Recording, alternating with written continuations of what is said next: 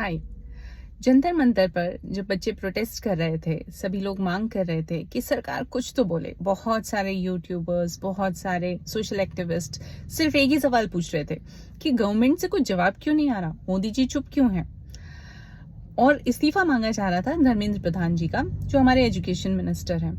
Finally एक tweet आया है और आपको वो ट्वीट जरूर पढ़ना चाहिए, क्योंकि जब आप वो ट्वीट पढ़ेंगे ना, तब आपको पता चलेगा कि कितना बड़ा गैप है उन सवालों पे जो स्टूडेंट्स उनसे पूछ रहे हैं, जो आम जनता सरकार से पूछ रही है, और सरकार उनको क्या जवाब दे रही है। पहली लाइन में राहुल गांधी, दूसरी लाइन में राहुल गांधी, और तीसरी लाइन में बात खत्म।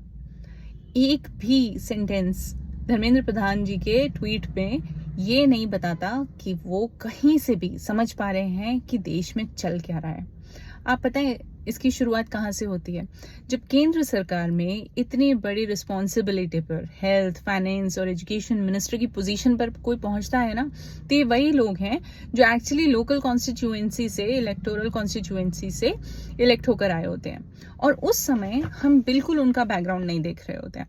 हम या तो अपनी पार्टी, बेस्ट पार्टी को वोट दे रहे होते हैं, या फिर हम सिर्फ ये देख रहे होते हैं कि अच्छा, इसके ये प्रॉमिस लिस्ट है, इस साल तो हमें ये चीजें फ्री में मिलेंगी या फिर कुछ और बेनिफिट्स मिलेंगे।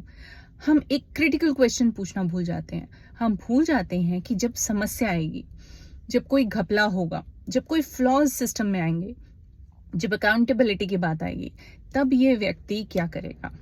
क्योंकि हमने वो सवाल तब नहीं पूछा, हमें आज उसका कोई जवाब नहीं मिल रहा है। स्टूडेंट्स कितना भी परेशान हो, पेरेंट्स परेशान हो, जनता परेशान हो, हमारे जो सिस्टम्स हैं एजुकेशन के, हेल्थ के, फाइनेंस के, वो सब ब्रेक डाउन हो रहे हैं, लेकिन कोई अकाउंटेबिलिटी नहीं है। बल्कि इसको पॉलिटिकली स्पेक्टेकल बना दिया गया है कि ये तो राहुल गांधी जी का प्रोपेगेंडा है। आप अपनी बात क्यों नहीं कर रहे हैं? सवाल आपसे पूछा जा रहा है। ये होता है। देखिए, वोट करना और जिसको हम वोट दे रहे हैं उसके बारे में जानना सिर्फ हमारा राइट नहीं है, ये हमारी कंटिन्यूस ड्यूटी है। और ये ड्यूटी जहां से शुरू होती है ना, वहीं से ये तय हो जाता है कि हमारे देश का भविष्य किन हाथों में जा रहा है। हमें ये समझने की जरूरत है कि हमारी जिम्मेदारी कहाँ होती है। हमारे लिए सिर्फ ये डिसीजन मैटर नहीं करने चाहिए कि हम कौन सा सब्जेक्ट पढ़ेंगे, कौन से कॉलेज में जाएंगे, किससे शादी करेंगे, कौन सी जॉब करेंगे। ये भी बहुत इंपॉर्टेंट है कि कौन है जिसके हाथों में हम अपने भविष्य को तय करने की जिम्मेदारी दे रहे हैं। तो नेक्स्ट टाइम अब जब आप वोटिंग में जाएं तो इस चीज़ का ध्यान जरूर रखें।